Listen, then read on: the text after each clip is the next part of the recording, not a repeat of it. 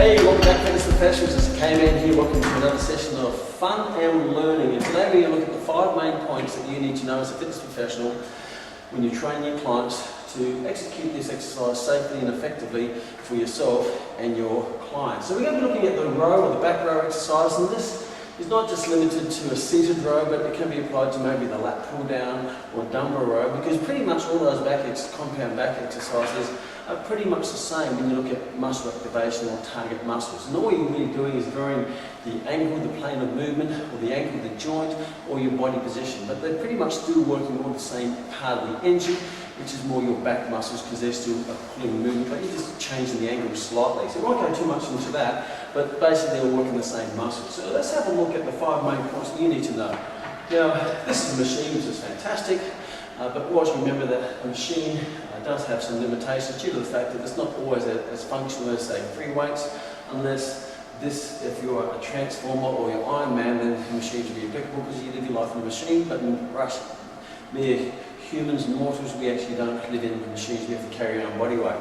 So let's have a look at the 5 main points to take into consideration. Number 1 is to make sure you understand the goal and the purpose of the exercise. So yes, the target area is the back and the arms, and that's the general area. But as a fitness professional, I would expect that you know a deeper level of understanding of this exercise. So let's have a look at it. Now, when you're looking at this, you're looking at static and you're looking at active parts, or static and active muscles that are involved in this exercise. And the static ones are the ones that stabilise joints, so the active joints can work more effectively and safely. So in this position, the static ones to understand would be obviously making sure your pelvis, which is your platform, or your girdle, or your scapula. So always go from the girdles out to the limbs, or the platform out to the legs and the arms. Once the girdle is stabilised, then everything else seems to be a lot easier. It's like a crane, make sure the base of the crane is stable, and the arm of the crane will do its job more effectively and safely and efficiently.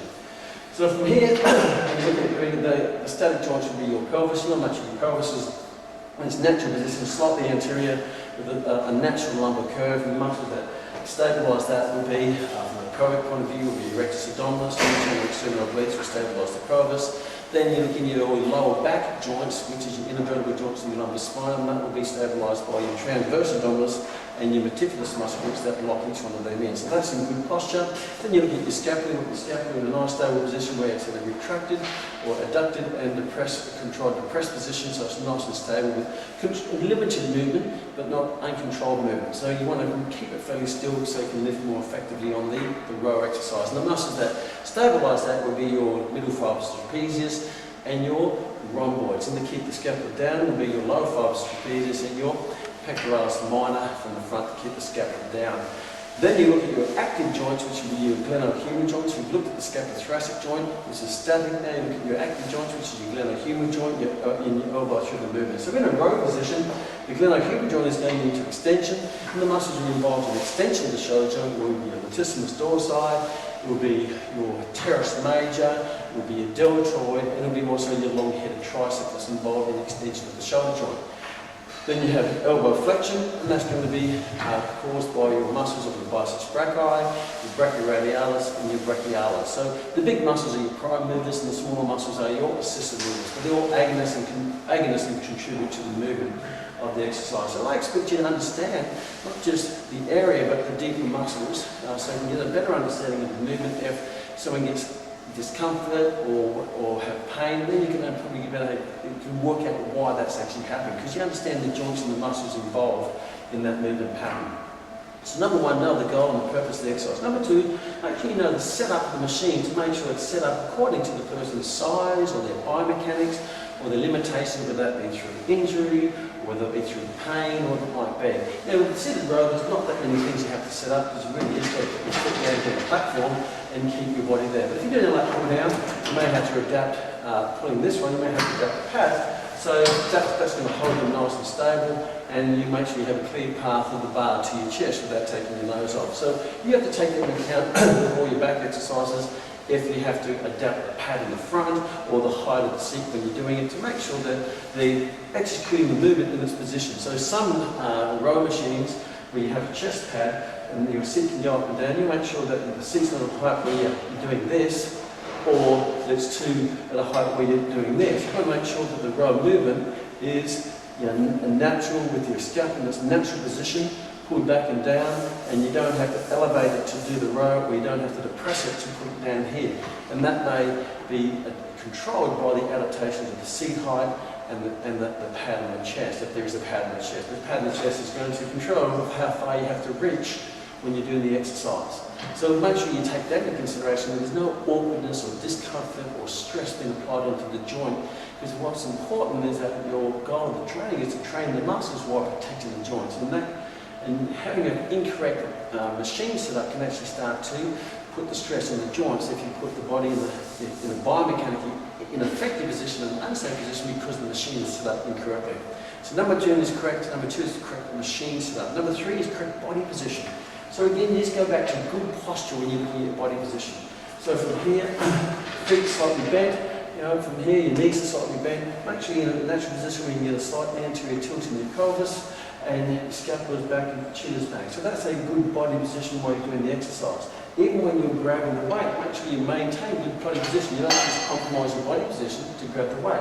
Keep your body in its correct position and anatomically way set up and throughout the exercise. Because sometimes people will start to roll the shoulders and the head pokes out and they start to lose their posture during the exercise probably because they're impatient, they want to lift it too fast, or the weight is too heavy. So make sure the body position is correct, because if your body position goes out of alignment, then that's going to put more stress on the joints, which is contradictory to the long-term health of a person's joints. And you don't want to be training the muscles while compromising the joints and putting undue stress on them. So correct body position, by putting all your joints in the correct position, maintain that with your active and your static muscles. Now when you look at execution is basically maintaining great posture and make sure you control the weight throughout the full range of movement. Now sometimes the range may vary depending on their limitations. It might be injury or rehab, or it might be. So make sure you control the weight and the weight doesn't control you. So there's no momentum, there's no bouncing, there's no run-ups, because once you get momentum in the movement, you take the load off the muscle, and what you do is you put it on the joints, particularly in the transition phases at the end of the movement where it bounces, and maybe this movement where you start bringing other joints in, and that's just going to put stress on the joints and take the stress off, the good stress off the muscle, which is the whole point of the exercise. So make sure your ego doesn't get in the way of your correct execution of the technique, making sure you're breathing throughout the movement. And the last thing is the fifth one, which is make sure you progress the exercise. As you get stronger, increase the load. So that's why you use your reps and your weight to be able to do that. So pick a rep range around 10, and that may vary depending on your goal and your experience. You may go lower if you're more experienced and stronger, maybe higher if you're just a beginner. But around 10 is a good range, and you work for 10 repetitions and you try to go past 10. Don't stop at 10, go past 10, maintaining great form and technique.